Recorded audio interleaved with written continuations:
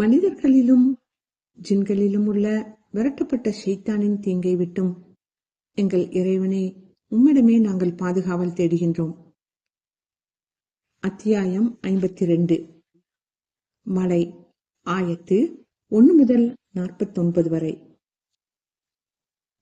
தூர் மீது சத்தியமாக, பதிவாக்கப்பட்ட வேதத்தின் மீது சத்தியமாக, விரிவாக்கப்பட்டதன் மீதும் சத்தியமாக,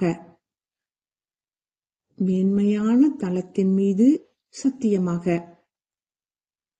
உயர்த்தப்பட்ட முகட்டின் மீது சத்தியமாக, பொங்கும் கடலின் மீது சத்தியமாக.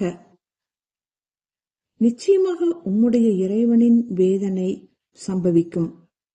அதனை தடுப்பவர் எவரும் இல்லை.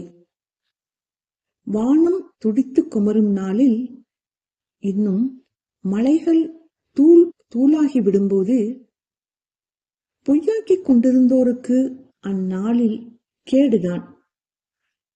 எவர்கள் மூழ்கி விளையாடிக் கொண்டிருக்கின்றார்களோ அந்நாளில் அவர்கள் நரக நெருப்பின்பால் இழுக்கப்படுவார். அந்நாளில் நீங்கள் பொய்யாக்கிக் கொண்டிருந்த நெருப்பு இதுதான். இது சூனியம்தானா அல்லது பார்க்க முடியாத ஆகிவிட்டீர்களா? நீங்கள் அதில் நுழையுங்கள். பிறகு நீங்கள் சகித்துக் கொள்ளுங்கள் அல்லது சகித்துக் கொள்ளாதிருங்கள், உங்களுக்கு சமமே.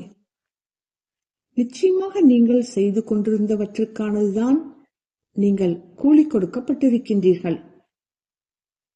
நிச்சயமாக பயபக்தியுடையவர்கள் ஸ்வர்க்க சோலைகளிலும் இன்புற்றும் இருப்பார்கள். அவர்களுடைய இறைவன் அவர்களுக்கு அளித்ததை அனுபவித்தவர்களாக இருப்பார்கள். அன்றியும் அவர்களுடைய இறைவன் நரக வேதனையிலிருந்து அவர்களை பாதுகாத்துக் கொண்டான். நீங்கள் செய்து கொண்டிருந்ததற்காக தாராளமாக புசியுங்கள், பருகுங்கள். அணி அணியாக போடப்பட்ட மஞ்சங்களின் மீது சாய்ந்தவர்களாக அவர்கள் இருப்பார்கள். மேலும் நாம் அவர்களுக்கு தெளிவான பார்வையுடையவர்களை இணைத்து வைப்போம். எவர்கள் நம்பிக்கை கொண்டு அவர்களுடைய சந்ததியாரும் நம்பிக்கையில் அவர்களை பின்தொடர்கிறார்களோ அவர்களுடைய அந்த சந்ததியினரை அவர்களுடன் சேர்த்து விடுவோம். அவர்களுடைய செயல்களில் எந்த ஒன்றையும் நாம் அவர்களுக்கு குறைத்து விட மாட்டோம். ஒவ்வொரு மனிதனும் தான் சம்பாதித்த செயல்களுக்கு பிணையாக இருக்கின்றான். இன்னும் அவர்கள் விரும்பும் கனி வகைகளையும் இறைச்சிகளையும் நாம் அவர்களுக்கு கொடுத்து கொண்டிருப்போம். ஒருவர் கோப்பையை மற்றொருவர் பரிமாறிக்கொள்வார். ஆனால் அதில் வீணும் இல்லை, குற்றமிழைப்பதும் இல்லை. அவர்களுக்கு உள்ள பணிவிடையாளர்கள் அவர்களை சுற்றி கொண்டே இருப்பார்கள். அவர்கள் பதித்த ஆணி முத்துக்கள் போல். அவர்களில் சிலரை முன்னோக்கி விசாரித்துக் கொள்வார்கள். இதற்கு முன் நாம் நம் குடும்பத்தாரிடையே இருந்தபோது நிச்சயமாக உள்ளச்சம் உடையோராகவே இருந்தோம். மேலும் அல்லாஹ் தன் மீது உபகாரம் செய்து கொடிய வேதனையிலிருந்தும் நம்மை காப்பாற்றினான். நிச்சயமாக நாம் முன்னே அவனை பிரார்த்தித்துக் கொண்டிருந்தோம். நிச்சயமாக அவனே மிக்க நன்மை செய்பவன், பெரும் கிருபையுடையவன். எனவே நினைவுறுத்திக் கொண்டிருப்பீராக. உம்முடைய இறைவனின் அருளால் நீர் குறிகாரரும் அல்லர், பைத்தியக்காரரும் அல்லர். அல்லது அவர்கள் புலவர், அவருக்கு காலத்தின் துன்பத்தை கொண்டு நாங்கள் வழிபார்த்திருக்கிறோம் என்று கூறுகிறார்களா? நீங்களும் வழிபார்த்திருங்கள். நிச்சயமாக நானும் உங்களுடன் வழிபார்த்திருக்கிறேன் என்று நீர் கூறும். அல்லது அவர்களுடைய புத்திகள் தாம் அவர்களை இவ்வாறு ஏவுகின்றனவா? அல்லது அவர்கள் வரம்பு மீறிய சமூகத்தாரா? அல்லது இதை நீர் இட்டு கட்டினீர் என்று அவர்கள் கூறுகின்றார்களா? அல்ல, அவர்கள் நம்பிக்கை கொள்ள மாட்டார்கள்.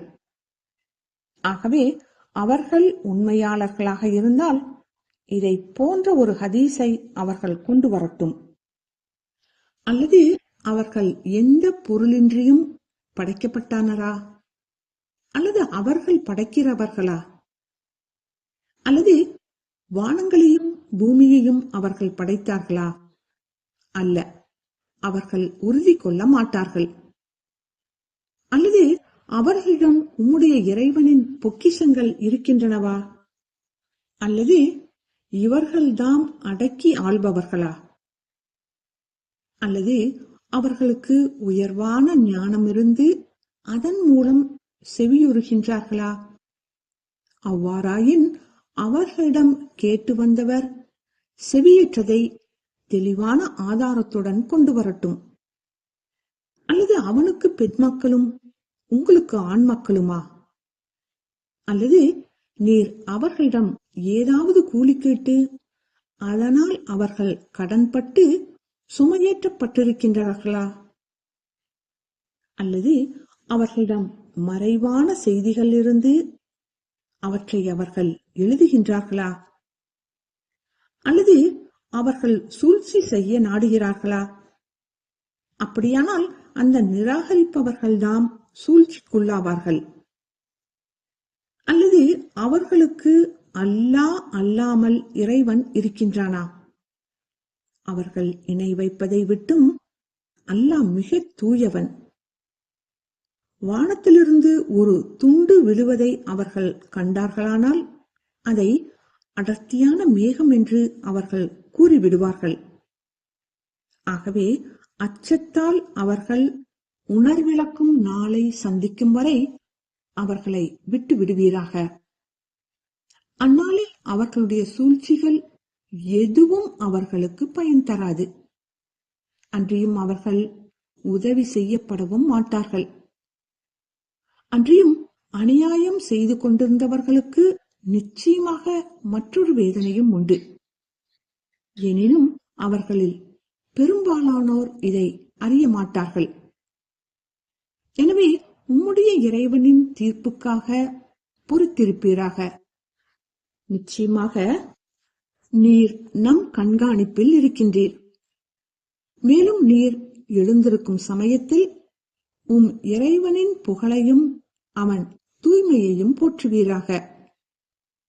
இன்னும் இரவின் ஒரு பாகத்திலும் நட்சத்திரங்கள் மறையும் நேரத்திலும் அவன் தூய்மையை போற்றுவீராக. அல்ஹம்துலில்லாஹ்.